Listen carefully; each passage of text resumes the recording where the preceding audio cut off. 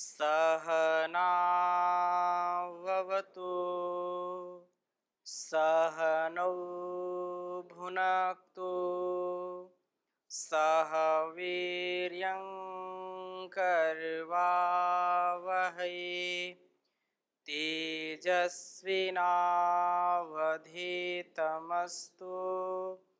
मा विद्विषावहै। ओम शांति शांति शांति। वैदिक जीवन पद्धति की इस कक्षा में आप सबका हार्दिक स्वागत है, अभिनंदन है। वेद का पढ़ना पढ़ाना, सुनना सुनाना तथा अपने आचरण में लाना हम सबका परम कर्तव्य है, परम धर्म है और उस ओर हम बढ़ रहे हैं। सतत आगे इस ज्ञान परंपरा को आत्मसात करने का प्रयास कर रहे हैं। ऋग्वेद के प्रथम मंडल के प्रथम सूक्त का हम स्वाध्याय कर रहे हैं, जिसमें विगत कक्षा में हमने कुछ चर्चा की थी। दो मंत्रों पर थोड़ा सा प्रकाश डालने का प्रयास किया था। अग्निमीडे पुरोहितम यज्ञस्य देव मृत्युजम होतारम रत्नधातमम ओम अग्नि पूर्वेभि ऋषभि रीड्यो नूतनैरुता सा देवा एह वक्षति। इस मंत्र में जो परमपिता परमेश्वर है, उसका जो सच्चा भक्त है, सच्चा जो उपासक है, वह जो ज्ञान प्राप्त करता है, निरोग रहता है, निर्मल रहता है तथा प्रशंसात्मक मधुर शब्द ही बोलता है और क्रियाशील रहता है, क्रियाशील होता है, कभी भी निष्क्रिय नहीं होता है। नई नई जो संरचनाएं हैं, नए नए जो कार्य हैं, उनमें बड़े उत्साह के साथ उन कार्यों को करता है तथा क्रियाशीलता ही उसका सफल जीवन करने का महामंत्र होता है। प्रभु की उपासना का लाभ यह है कि हमारे अंदर सभी दिव्य गुणों का आधान होता है। कभी भी हम क्षय को प्राप्त नहीं होते हैं। हमारे जो अच्छे अच्छे गुण हैं, हमारे अच्छे जीवन के लिए होते हैं। हम सभी विचार करें, आत्मनिरीक्षण करें और परस्पर भी इस बात को हम ध्यान में रखें कि मेरे जो अच्छे गुण हैं, आप अपने मित्रों से चर्चा करें। बुराई को हमको दूर करना है, बुराई को स्थान नहीं देना है, परंतु जब हम किसी के प्रति बार बार उसको बोलते हैं ये बुरा है, ये बुरा, इसके ये दुर्गुण है, ये अवगुण है, ये इसकी कमियां हैं, केवल कमियां गिनाते रहते हैं। दूसरों की हम क्या करते हैं? कमियां गिनाते रहते हैं। तो एक दिन ऐसा आता है कि वो व्यक्ति स्वयं भी इतना नकारा बन जाता है, इतना वो लगता है कि उसको कुछ है ही नहीं, उसको खुद भी ग्लानि होने लगती है। संसार में कोई भी ऐसा व्यक्ति नहीं है जिसके अंदर कोई ना कोई गुण ना हो।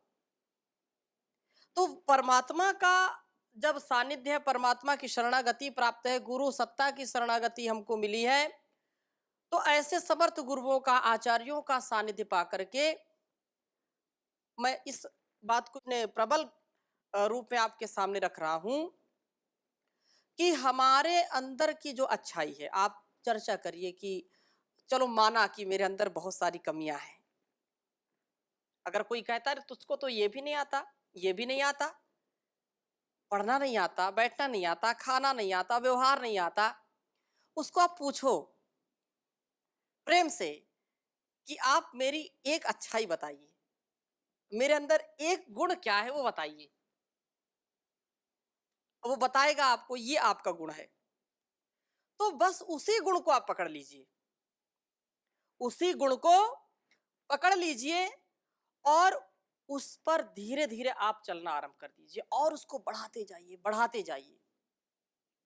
आपकी जो अन्य कमियां हैं वो धीरे धीरे घट जाएंगी और जो अच्छाइयां हैं वो धीरे धीरे बढ़ जाएंगी, अपने आप सारी अच्छाइयां आ जाएंगी।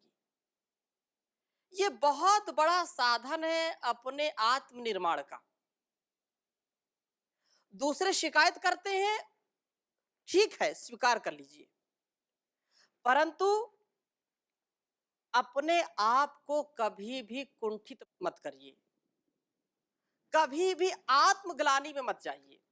अच्छा ठीक है, एक गुण तो है, क्या आप सेवा करते रहते हैं, आप पढ़ते रहते हैं, एक गुण है, चलो पढ़ते पढ़ते फिर धीरे धीरे जो पढ़ रहे हैं उस पर हमको अमल भी करना है, उसको अमली चोला बोलते हैं।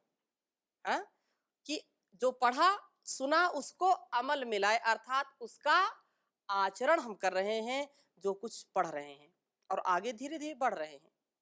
तो ये मैंने भी अपने जीवन में खूब अनुभव किया है कि एके साधे सब सधे, सब साधे सब जाए। इसका तात्पर्य नहीं कि अन्य कामों को छोड़ करके केवल एक ही काम करना है, सारे कामों को करना है, लेकिन मूल में एक दो गुणों को ऐसा रखना है जो आपको कभी पतित नहीं होने देंगे, आपको कभी गिराएंगे नहीं और वो सदा आपको बढ़ाएंगे।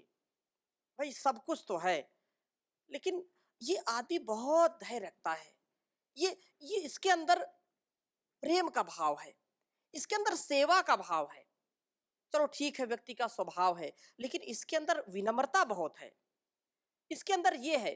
तो जैसे कहते हैं कि चंद्रमा में दाग हैं, धब्बे हैं, लेकिन वो दाग धब्बे छिप जाते हैं। क्यों? क्योंकि उसका विशेष गुण है शीतलता। क्या गुण है? शीतलता। वो शीतल रहता है। तो कोई ये भी बड़ा धैर्य है कि भाई किसी ने कुछ बोल दिया और हम सुन करके चुप हो गए, तो कुछ बोलते कम से कम चलो इसको कुछ बोलो तो सुन तो लेता है, ये बहुत बड़ा गुण है। नहीं तो आज माता पिता की नहीं सुनते बच्चे, और माता पिता बच्चों से डरते हैं कि यदि कहीं कुछ हमने बोल दिया, कहीं कुछ डांट दिया तो पता नहीं क्या कर बैठे। तो कुछ अच्छाई के लिए भी, सच्चाई पर चलने के लिए भी वो बहुत डरते डरते बोलते हैं कि कहीं इसको बुरा ना लग जाए। और उसका परिणाम क्या है कि वह व्यक्ति भटक जाता है, विषयों में अटक जाता है और अपने जीवन को अच्छा चला नहीं पाता है। इसलिए इस बात को हमको समझना चाहिए, अपने बड़ों से भी पूछिए, अपने मित्रों से भी पूछिए, क्योंकि अपनी अच्छाई तो सब जानते हैं कि नहीं ये तो मैं ये कर रहा हूँ, लेकिन दूसरों से पूछिए और उनको बोलिए कि आप जो अच्छाई या बुराई आप बताइए, मैं उसको, बुराई है तो उसको दूर करूंगा, अच्छाई है तो उसको और बढ़ाऊंगा। दो चीज मुख्य तो सकारात्मक विचार रखना है। तो हो सकते हैं कि आप कुछ दोष ऐसे हो कि सभी लोग बोलेंगे तो फिर अच्छा मैं ऐसा हूँ, मैं ऐसा हूँ, ना होते हुए भी व्यक्ति वैसा बन जाता है कि तुम ऐसे हो। सब सोचते हैं कि ऐसे ही, तो मैं वास्तव में ऐसा हूँ क्या? ऐसा विचार करता है व्यक्ति। मैं क्रोध करता हूँ, आप बहुत क्रोधी हैं। मैं क्रोध करता हूँ क्या? तीसरे से पूछा, हाँ आप बहुत क्रोधी हैं। अब जब 2 3 4 लोगों ने मुहर लगा दी तो उसको फिर लगा अरे बिल्कुल बात तो ठीक है कि ये वो लगता है कि अब मैं ऐसा ही हूँ, और उसको स्वीकार कर लेता है। चलो मान भी लिया कि हमने स्वीकार कर लिया, परंतु स्वीकार करने मात्र से काम नहीं चलेगा। यदि क्रोध है तो आप उसको एकांत में शांत में बैठिए, और लगता है कि मैं क्रोध करता हूं तो उसको आप क्रोध को दूर करिए। यदि लगता है कि मैं लोभ करता हूं, खाने में लोभ करता हूं, या पैसे का लोभ मेरे अंदर है, यश का लोभ है, या जो भी कमियां हैं, दूसरों के कहने मात्र से हमको निराश नहीं होना, हताश नहीं होना है। लेकिन एक सामान्य व्यक्ति के जीवन के लिए ये आवश्यक है कि वह एक एक कदम को ऊपर की ओर जो है बढ़ाए, अर्थात ऊर्ध्वारोहण हो, वो पतन की ओर से बच करके उत्थान की ओर अग्रसर हो। इसलिए ये बहुत बड़ी बात है कि अपने गुणों को सदा आप ध्यान दीजिए। अवगुण तो आते ही आते हैं, गलती करना मनुष्य का स्वभाव है, गलती हो जाती है, लेकिन गलतियों को केवल गिना गिना करके हम व्यक्ति को कुंठित ना करें, उसको उत्साह दें। वेद मंत्र यही आया ना अभी जो हम पढ़ रहे थे पीछे का, कि प्रशंसात्मक शब्द बोलें। कैसे बोलें? प्रशंसात्मक बोलें। बहुत अच्छा काम किया, बहुत थोड़ा सा कमी भी हो गई तो भी बहुत अच्छा काम किया, और इसको ऐसे करते तो और अच्छा हो जाता, ये बात हो गई। और हमने बहुत अच्छा काम किया, 1% उसमें गलती हो गई तो हम यदि किसी को डांट फटकार करके इतना उसको डिमोलाइज कर दें कि वो दोबारा उस काम को करने के लिए 100 बार सोचे, मतलब जो अच्छा है तो भी, ऐसा कभी हमको नहीं करना चाहिए। अगर गलतियां होती हैं तो गलतियों से तो व्यक्ति सीखता है। कोई एक बार में लिखना सीख गया है क्या? कोई कितना भी वो अपवाद हो सकता है, लाखों करोड़ों में कोई ऐसा व्यक्ति हो कि भाई उसने पहली बार लिखा और बहुत अच्छा लिख दिया, मेरे सामने तो ऐसा उदाहरण नहीं है। हो सकता है ऐसा कोई हो। कितनी बार गलतियां की, जब वाहन चलाते हैं कितनी बार गलतियां करते हैं कि नहीं करते? माताएं जब भोजन पहली पहली बार पकाती हैं तो कभी नमक ज्यादा हो जाता है, कभी पानी ज्यादा हो जाता है, कभी हल्दी ज्यादा हो जाती है, कभी कुछ कभी कुछ। तो गलतियां होती हैं। जब हम चलना सीखते गिरते नहीं क्या? गिरते हैं, बार बार गिरते हैं, लेकिन कोई चलना छोड़ देता है क्या कि अब तो गिर गए अब नहीं चलेंगे? अगर ऐसा हम विचार करने लगे तो कभी भी चल नहीं सकते हैं। गिरते हैं तो बचपन में आप याद करें, मैं व्यवहारिक बात से इस वेद मंत्र को आपको समझाने का प्रयास कर रहा हूं, मैं भी समझ रहा हूं कि जो ये वेद मंत्र हमको कहता, अग्नि ही पूर्वे भी ऋषि रीड्यो नूतने रुत सा देवा एह वक्षति, वह दिव्य गुणों से युक्त करता है और निरोग निर्मल तथा प्रशंसात्मक हमको बनाता है। हम दूसरों के प्रति भी ऐसा व्यवहार करें। आप कितने बार गिरते हैं तो माता पिता ऐसा नहीं बोलते कि अरे रे अब तो तुम नहीं चल पाओगे, अब तो नहीं चल पाओ, ऐसा कभी बोलते हैं क्या? और 2 कदम, और 2 कदम, और चलिए, अरे रे बस ऐसा। ये क्या है? उत्साह का भाव है। इसलिए गलतियां होंगी।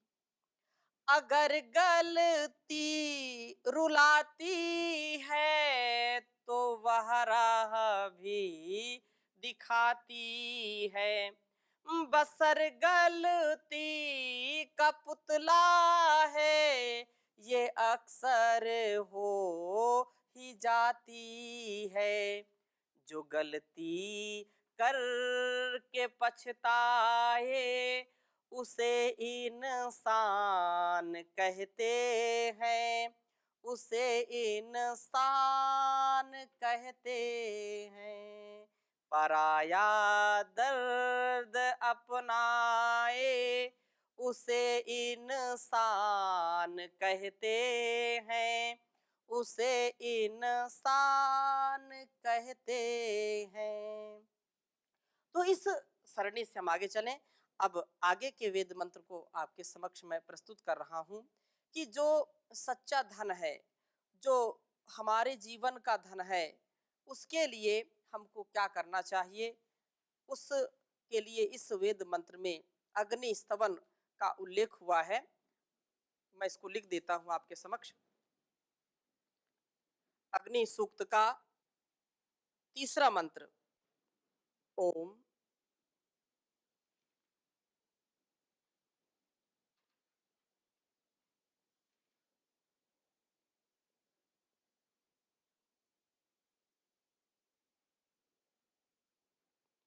अग्निना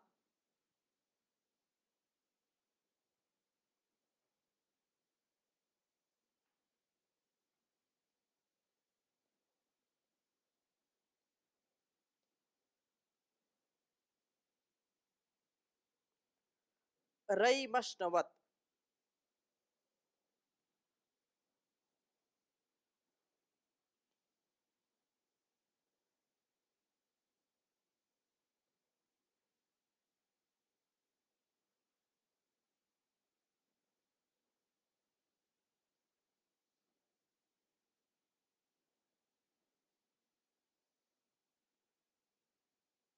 पोषमेव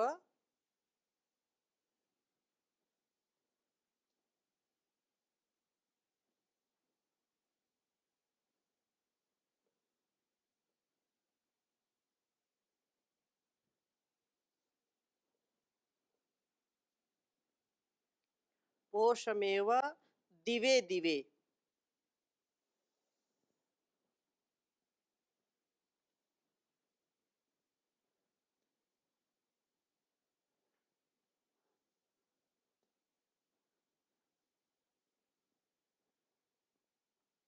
यशसम वीरवत्तमम।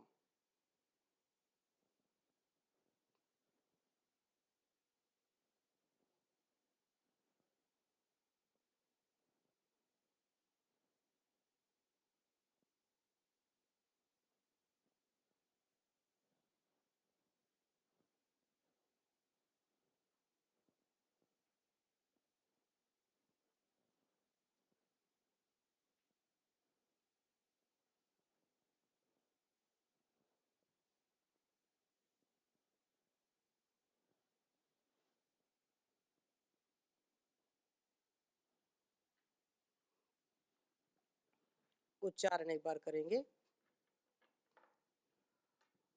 ओम अग्निनारैमश्नवत्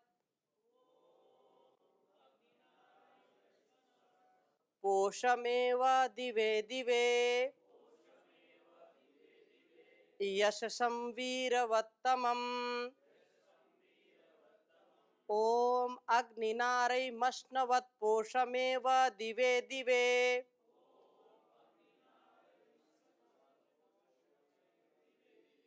यशसं वीरवत्तमम्।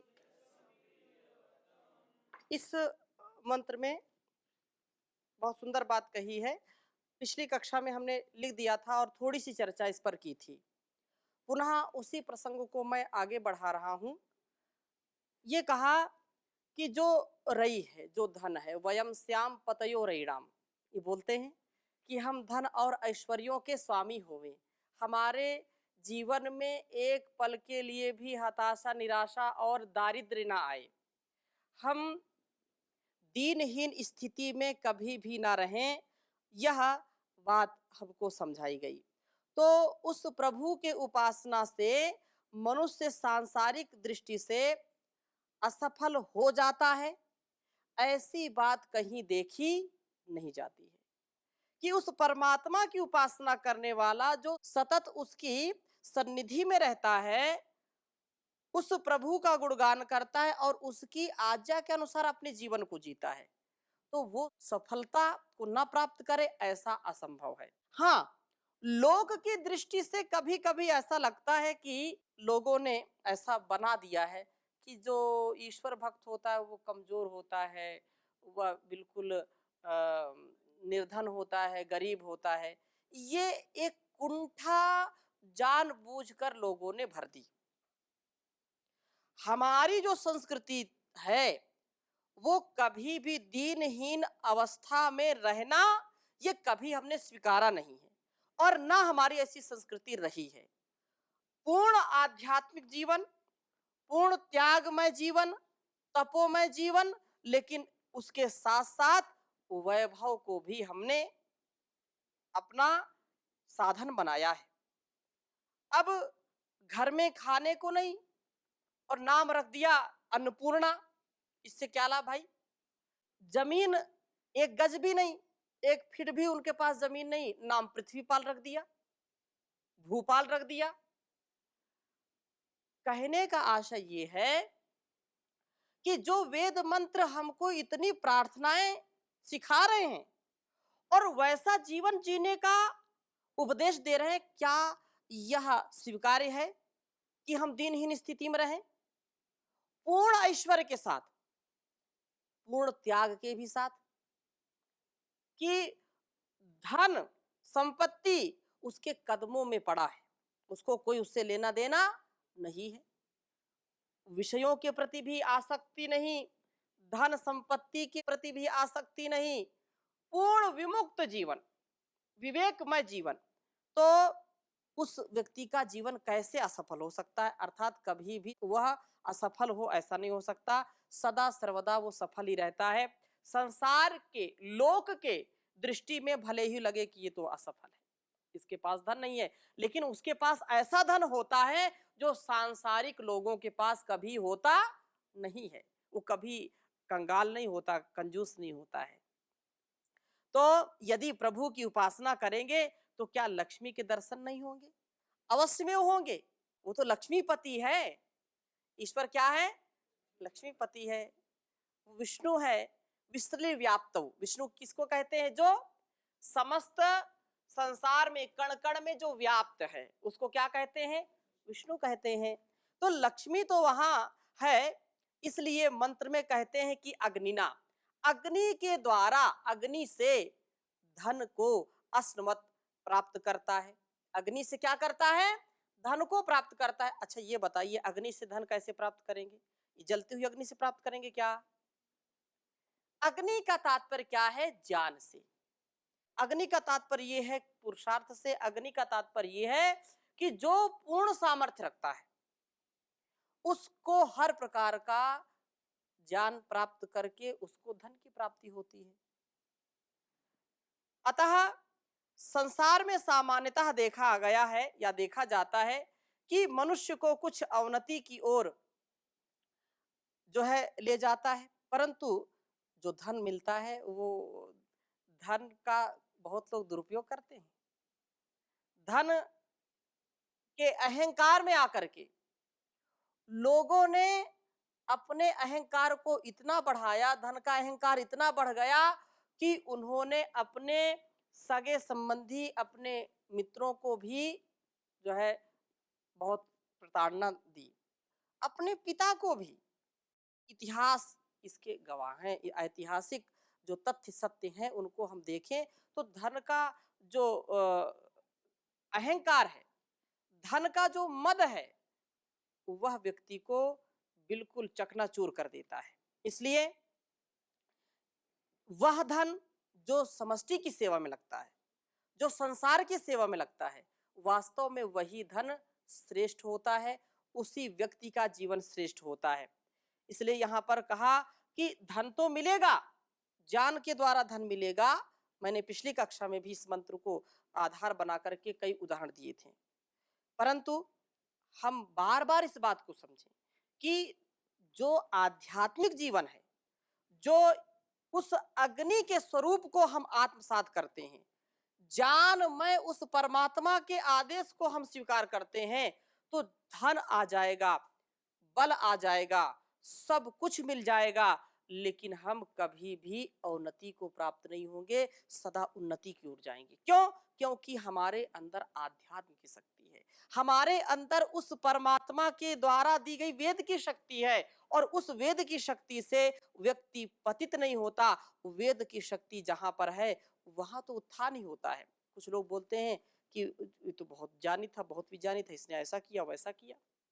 तो वहां पर क्या है? आचरण में नहीं उतरा। आचरण में जब नहीं उतरता है तो व्यक्ति धराशायी हो जाता है। इसलिए उस परमात्मा का हम सदा चिंतन करें, और जो कुछ भी हम धन, संपदा, संपत्ति प्राप्त करते हैं तो वह विपत्तियों से बचने के लिए है।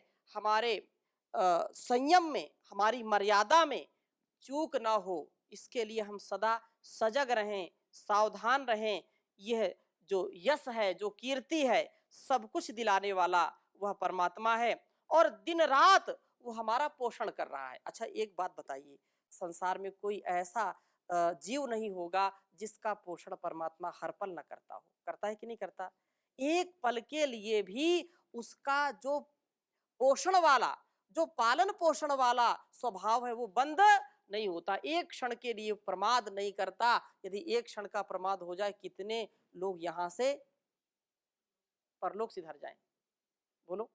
एक क्षण के लिए जो है हवा बंद हो जाए, वायु जो प्रवृत्ति चल रही है, कितना अनिष्ट हो जाए, हृदय की धड़कनों को बंद कर दे, रक्त संचार को बंद कर दे, एक क्षण में पता नहीं क्या से क्या हो जाए।